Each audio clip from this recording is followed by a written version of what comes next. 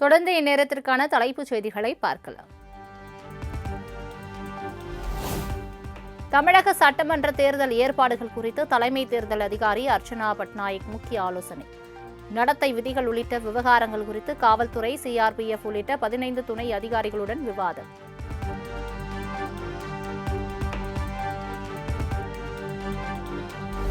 தமிழ்நாட்டில் மணல் கொள்ளையை தடுக்க எடுக்கப்பட்ட நடவடிக்கைகள் குறித்து அறிக்கை தாக்கல் செய்ய வேண்டும்.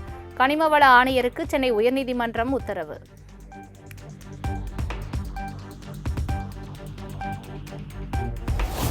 திருநெல்வேலி மாவட்டத்தில் சாதி மதம் இல்லை என்ற சான்றிதழை பெற விண்ணப்பிக்கும் பொதுமக்கள் சான்றிதழ் கொடுக்க வருவாய்த்துறை அதிகாரிகள் 1 மாதத்திற்கு மேலாக அலைகழித்து வருவதாக குற்றச்சாட்டு.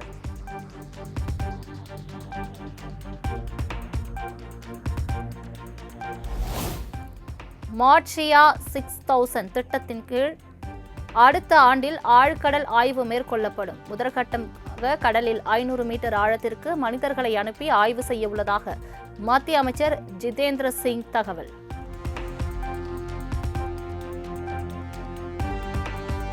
கனமழையால் பாதிக்கப்பட்ட பயிர்களை டிஜிட்டல் முறையில் கணக்கெடுக்கும் பணிக்கு எதிர்ப்பு. நாகை ஆட்சியர் அலுவலகத்தில் விவசாயிகள் வாயில் துண்டு கட்டியும் பெண்கள் முக்காடு போட்டும் நூதன போராட்டம்.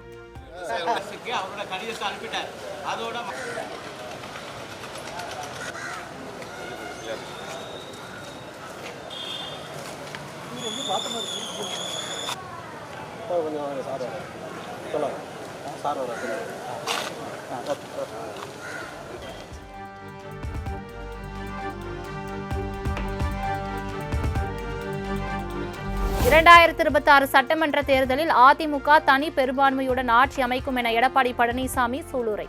அதிமுக 210 தொகுதிகளில் வெற்றி பெறுவதை எந்த கொம்பனாலும் தடுக்க முடியாது எனவும் ஆவேசம். ஆனால் அடுத்த ஆண்டு நடைபெறுகின்ற சட்டமன்ற பொதுத் தேர்தலில் அனைத்து இந்திய அண்ணா திராவிட முன்னேற்ற கழக தலைமையிலே அமைக்கப்படுகின்ற கூட்டணி பெரும்பான்மையான இடங்களிலே வெற்றி பெற்று அனைத்து இந்திய அண்ணா திராவிட முன்னேற்ற கழகம் தனி பெரும்பான்மையோடு ஆட்சி அமைக்கும். அப்பொழுது எந்த நிலையில் இருப்பீர்கள் என்று தெரியவில்லை.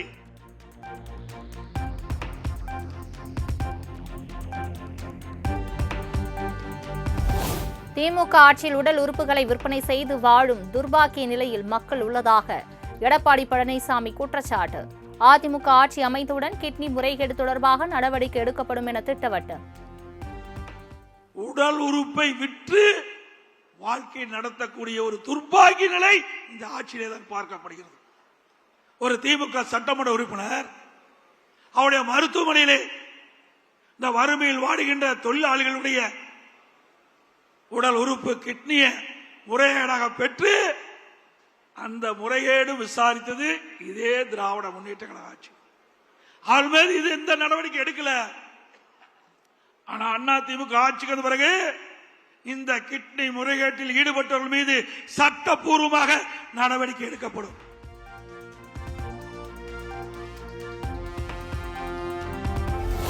திமுக ஆட்சியில் மின்சார கட்டணத்தை கேட்டாலே ஷாக் அடிக்கிறது. வரி மேல் வரி போட்டு மக்களை திமுக அரசு உறிஞ்சி கொண்டிருப்பதாகவும் எடப்பாடி பழனிசாமி காட்டம். மின்சாரத்தை தொட்டாத்தான் ஷாக் அடிக்கும், மின் கட்டணத்தை கேட்டாலே ஷாக் அடிக்கும் என்று சொன்ன திரு ஸ்டாலின் அவர்கள் குறைந்ததான் நம்ம அம்மா இருக்கும் போது குறைவாத்தான் நம்ம மின் கட்டணத்தை நம்ம உயர்த்தணும். ஆனா திமுக ஆட்சி போல 52% உயர்த்தல, நிலை கட்டணத்தில் உயர்த்தல, ஆண்டுக்கு 5% மின் கட்டணத்தில் உயர்த்தல. இப்பொழுது என்ன நிலைமை? மின்சாரத்தை தொட்டாத்தா ஷாக் அடிக்க, கரண்ட் பில்ல கேட்டாவே ஷாக் அடிக்குது. அப்படிப்பட்ட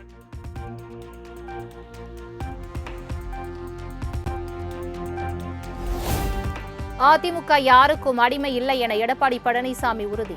பாஜகவுக்கு அதிமுக அடிமை என திமுக விமர்சனம் செய்து வருவதற்கு கண்டனம். எப்பொழுது பார்த்தாலும் ஸ்டாலின் சொல்லிக்கொண்டே இருப்பது அண்ணா திமுக பாரதிய ஜனதாவுடைய அடிமை. அண்ணா திமுக எப்பொழுதும் யாருக்கும் அடிமை இல்லை என்பதை பல முறை சுட்டிக்காட்டிவிட்டோம்.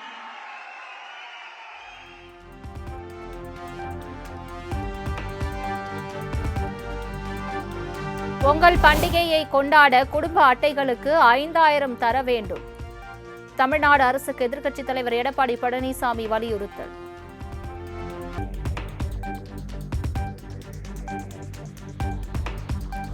அதிமுக தலைமையில்தான் கூட்டணி என பொதுக்குழுவில் தீர்மானம் நிறைவேற்றம். பாஜகவுடன் கூட்டணி அமைத்ததற்கு அதிமுக பொதுக்குழுவில் அங்கீகாரம்.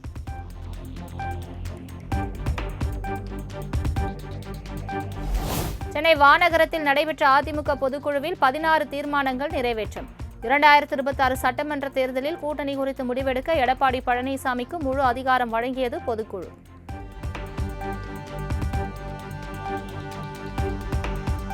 அதிமுகவின் தற்காலிக அவைத் தலைவராக KP முனுசாமி நியமனம். தமிழ்மகன் உசேனுக்கு உடல்நலக்குறைவு ஏற்பட்டதை அடுத்து பொதுக்குழுவில் எடப்பாடி பழனிசாமி அறிவிப்பு. கழக துணை பொதுச் செயலாளரும் முன்னாள் அமைச்சருமான திரு KP முனுசாமி MLA அவர்களை தற்காலிக கழக அவைத் தலைவராக பொறுப்பேற்று இன்று நடைபெறும் கழக செயற்குழு மற்றும் பொதுக்குழு கூட்டத்தை தலைமையேற்று நடத்தி தருமாறு முன்மொழிகின்றேன்.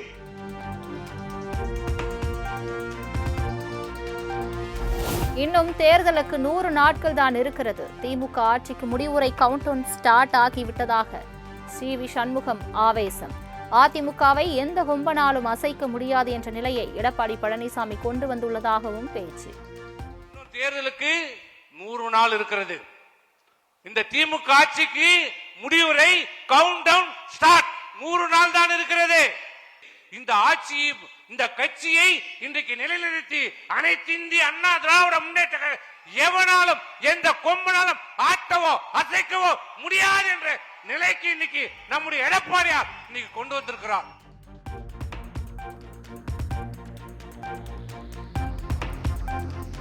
தேர்தல் பயத்தை மறைக்க எடப்பாடி பழனிசாமி போட்ட மேக்கப் தான் பொதுக்குழு கூட்டம்.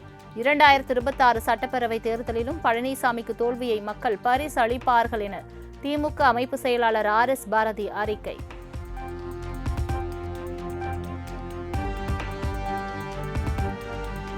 நெல் ஈரப்பத அளவை உயர்த்த வேண்டும் என பாஜக அரசுக்கு கோரிக்கை வைக்க கூட பழனிசாமிக்கு துணிவில்லை. பச்சை துண்டு அணிந்து பச்சை துரோகம் செய்யும் போலி விவசாயி என்பதை மீண்டும் ஒருமுறை நிரூபித்திருப்பதாகவும் RS பாரதி விமர்சனம்.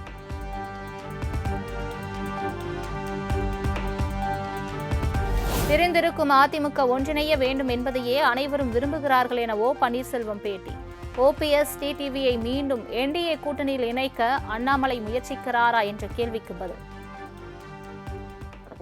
தமிழ்நாடு நல்லா இருக்கணும்னு விரும்புகிற அனைவருமே விரும்புவது பிரிந்து கிடக்கின்ற அனைத்து இந்திய அண்ணா திராவிட முன்னேற்ற கழகத்தை சேர்த்து அனைவரும் ஒன்றிணைய வேண்டும் என்றுதான் விரும்புகிறார்கள்.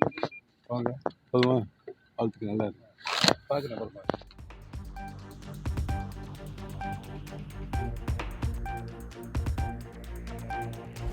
எடப்பாடி பழனிசாமியை முதலமைச்சர் வேட்பாளராக ஏற்க மாட்டோம் என்ற நிலைப்பாட்டில் மாற்றமில்லை. மீண்டும் NDA கூட்டணியில் இணைவீர்களா என்ற கேள்விக்கு TTV தினகரன் பதில். வேற அதுல அரசியல் உறுதியாக இல்லை. அதிமுக பாஜக கூட்டணி தொடர்ற வரையும் NDAவோட இணையறதுக்கு வாய்ப்பு எப்படி அதிமுக பாஜக கூட்டணி தொடர்ற வரையும் NDAவில அம்மா மக்கள் முன்னேற்ற கழகம் இணையறதுக்கு வாய்ப்பு. உங்க கேள்விகளுக்கு நான் செப்டம்பர் 1ஆம் தேதியில இருந்து பல முறை பதில் சொல்லிட்டேன். அதெல்லாம் திரும்ப திரும்ப அரைச்சமாவே அரைக்க வேணாம்னு நினைக்கிறேன்.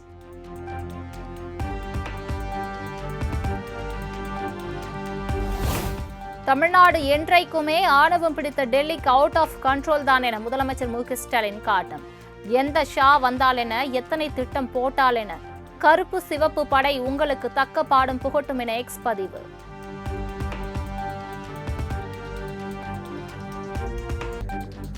பொங்கல் பண்டிகையை முன்னிட்டு புதுச்சேரியில் பரிசு தொகுப்பு அறிவிப்பு.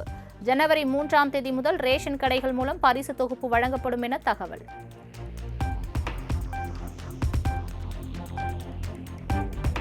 திருநள்ளாற்றில் சுற்றுலா தலங்களை மேம்படுத்த சுமார் 21 கோடி மதிப்பீட்டில் புதிய பணிகளுக்கு அடிக்கல் நாட்டினார் முதலமைச்சர் ரங்கசாமி. 2 கோடி மதிப்பீட்டில் கட்டப்பட்ட சுற்றுலா பயணிகள் தங்கும் விடுதி, 58 லட்சம் மதிப்பீட்டில் கட்டப்பட்ட சமுதாய கூடத்தை திறந்து வைத்தார்.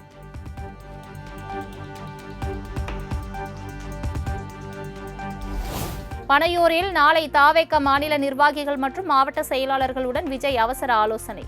அடுத்த கட்ட சுற்றுப்பயணங்கள், தேர்தல் பிரச்சாரம், SIR உள்ளிட்ட பல்வேறு விவகாரங்கள் குறித்து ஆலோசனை நடத்த உள்ளதாக தகவல்.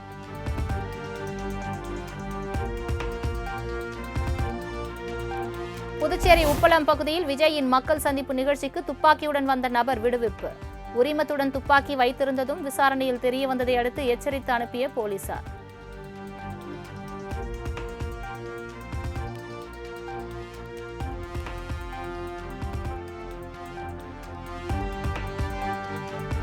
ஒரு வார்டில் கூட நாம் ஜெயிக்க முடியாது என கூறும் நயினார் நாகேந்திரன் டெபாசிட் இழக்க வேண்டும்.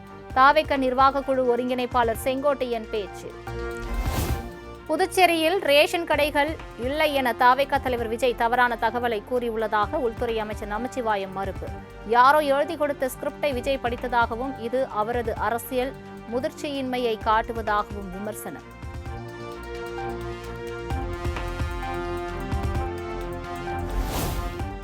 சட்டப்பேரவை தேர்தலையொட்டி மக்களவை எதிர்க்கட்சித் தலைவர் ராகுல் காந்தி தலைமையில் கிராம கமிட்டி மாநில மாநாடு.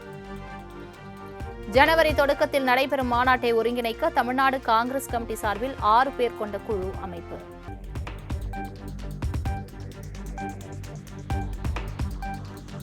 காங்கிரஸ் பொதுச் செயலாளர் பிரியங்கா காந்தி தலைமையில் அடுத்த ஆண்டு தமிழகத்தில் மகளிர் பேரணி.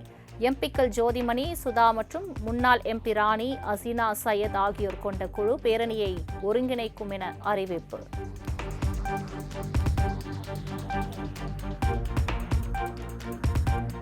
கூரை ஏறி கோழி பிடிக்காதவர் வானத்தில் ஏறி வைகுண்டத்தை காட்டுவேன் என்பது போல உள்ளது விஜயின் பேச்சு. தாவேக தலைவர் விஜயின் பேச்சு குறித்து திமுக அமைச்சர் கோவிச்செழியன் விமர்சனம். தமிழக மக்களையே வென்றெடுக்க முடியாத விஜய் பாண்டிச்சேரி மக்களை வென்றெடுப்பேன் என்பது கூரை ஏறி கோழி பிடிக்காதவர் வானத்தில் ஏறி வைகுண்டத்தை காட்டுவேன் என்பதை போல அவர் தேர்தலில் நிற்கட்டும். முதலில் சில இடங்களில் வெற்றி பெறட்டும். அதன் பிறகு தமிழகத்தில் ஆட்சி அமைக்கட்டும். அதன் பிறகு பாண்டிச்சேரி போகட்டும். ஆசைக்கு அளவில்லை என்பதற்கு அடையாளம் நடிகர் விஜய்.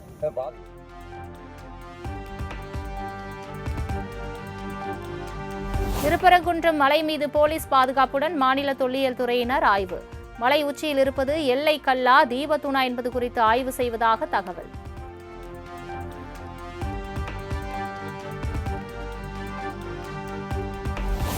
சென்னை வேளச்சேரி தனியார் வங்கியில் தங்க கட்டிகளை விட்டு சென்ற பெண். சுமார் 1.5 கோடி மதிப்பிலான தங்க கட்டிகள் மற்றும் நகைகளை வேளச்சேரி காவல் நிலையத்தில் ஒப்படைத்த வங்கி ஊழியர்கள்.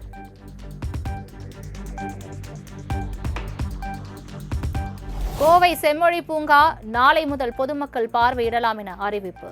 காலை 6 மணி முதல் மாலை 7 மணி வரை பார்வையிட அனுமதிக்கப்படும் நிலையில் பெரியவர்களுக்கு 10 ரூபாயும் குழந்தைகளுக்கு 5 ரூபாயும் கட்டணம் நிர்ணயம்.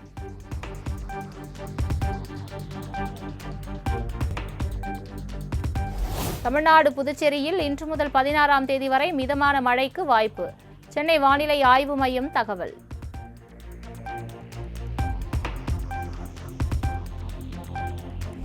இலங்கையில் ஒரே குடும்பத்தை சேர்ந்த 7 பேர் மண்ணில் புதைந்து உயிரிழப்பு.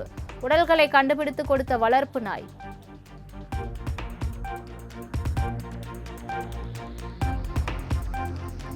மக்கள் தொகை கணக்கெடுப்பு பணிக்கு அதிகாரிகளை ஜனவரி 15ஆம் தேதிக்குள் நியமித்திடுக. அனைத்து மாநிலங்கள் மற்றும் யூனியன் பிரதேசங்களுக்கு மத்திய அரசு உத்தரவு.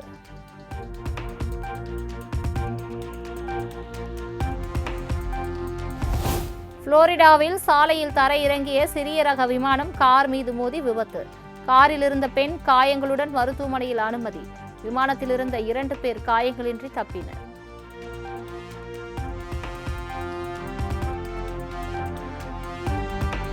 $150 கோடி பேர் வசிக்கும் இந்தியாவில் 60 கோடி பேரை தவிர யாருமே ஹிந்தி மொழி பேசுவதில்லை. அரசுமுறை பயணமாக இந்தியா வந்து சென்ற ரஷ்ய அதிபர் புதின் கருத்து.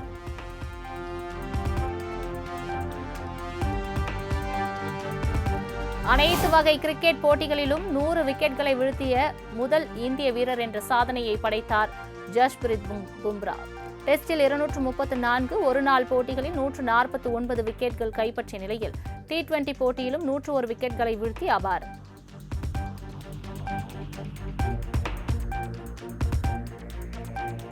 சர்வதேச ஒருநாள் கிரிக்கெட் தரவரிசை பட்டியலில் இந்திய அணி வீரர் ரோஹித் சர்மா 781 புள்ளிகளுடன் முதலிடம். தென்னாப்பிரிக்காவுக்கு எதிரான ஒருநாள் தொடரில் சிறப்பாக விளையாடிய விராட் கோலி 773 புள்ளிகளுடன் 2வது இடத்திற்கு முன்னேற்றம்.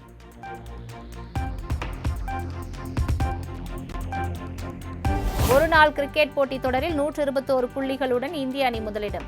T20 அணி தரவரிசையிலும் 273 புள்ளிகளுடன் முதலிடம் பிடித்து அசத்தல்.